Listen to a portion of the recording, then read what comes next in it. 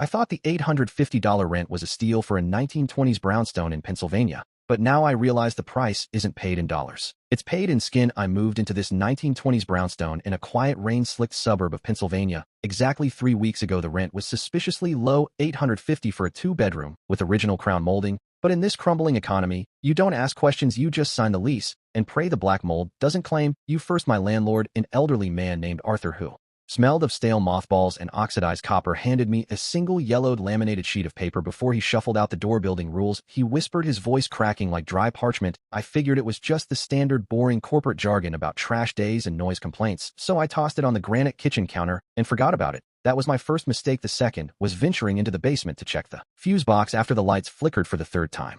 In a single night, the basement wasn't just a cellar, it was a subterranean labyrinth of weeping concrete and rotting timber that felt like it breathed with the house. While searching for the breaker, I stumbled upon a small wooden door hidden behind a stack of moth-eaten rugs and heavy plastic tarps. Inside was a cramped, windowless office that smelled of old chemicals. There, pinned to a massive corkboard, were photographs, hundreds of them. They were all Polaroids of people sleeping in my bedroom. Every single tenant from the last 40 years was there. In the corner of every photo, just barely visible in the dark mouth of the closet, was a tall, spindly figure with white stitched-over eyes. I felt a cold sweat break across my neck as I realized the rules Arthur gave me weren't guidelines for the building, they were survival instructions for a predator's cage. I scrambled back upstairs, my chest heaving with a rhythmic panic, and snatched that laminated sheet from the counter. The first few rules were mundane enough to lull you into a false sense of security. Rule 1: trash pickup is Tuesday morning. Rule 2: do not use the service elevator after midnight. But as my eyes scanned down, the tone shifted into a visceral nightmare. Rule 5: if you hear a child crying in the hallway, do not open your door. We haven't had a tenant with a child since the fire in '94. Rule 6: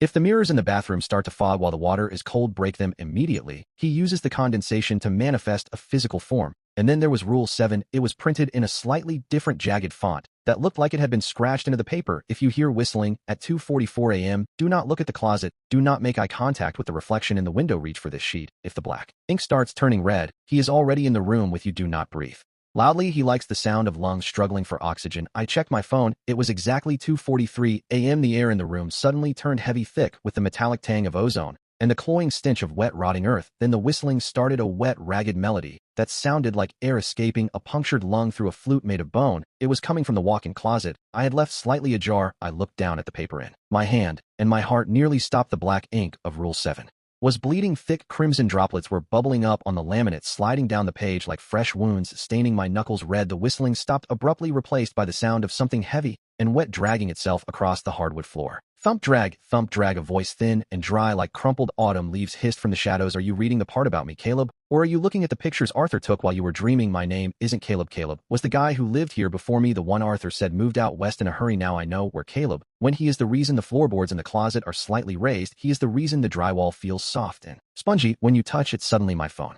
buzzed with a notification. It was a text from an unknown number. I glanced at the screen. This is Arthur. I forgot to tell you Rule 12. If he starts talking to you, it means he is bored of the hunt. He is going to offer you a trade. Don't take it. Whatever you do, don't look at his stitches. If you see the thread, you are already part of the tapestry. Just as I finished reading, the figure stepped out of the closet. He was impossibly tall, his limbs elongated like pulled taffy, his skin the translucent, sickly gray of a drowned man. He had no eyes, just two jagged hand-stitched seams across his pale face that seemed to pulse and weep black fluid with every beat of my heart. He was holding a pair of heavy, rusted industrial shears, the kind used for cutting through bone. He leaned over me, the stench of old blood filling my nostrils, and he whispered, Arthur is a liar, Caleb. He is the one who takes the pictures to remember what you looked like before. I am just the one who makes sure you stay in the frame. If you let me stitch your eyes, the whistling stops forever. If you don't, well, Arthur needs a new set of photos for the basement collection. I am currently staring at my phone screen, typing this with trembling fingers, paralyzed by a fear so intense I can't even scream. I can see his reflection in the black glass of my TV across the room. He is slowly opening the shears. Snip, snip. The sound is deafening in the absolute silence of the room. He is waiting for me to acknowledge him. He is waiting for me to stop typing so he can start his work outside. I can hear a car pull into the gravel driveway. It is Arthur. I can hear the trunk of his car opening, the sound of a heavy shovel hitting the ground. They work together. The landlord finds the prey, and the thing in the closet prepares them for the collection. If you are reading this and you are looking for a place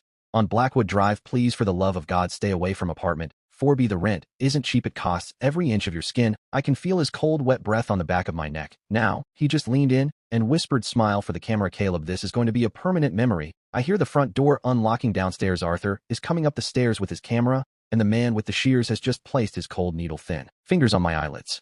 Kia main iska ek hidden police report. While apart Liku Jo USA Reddit par viral jasake.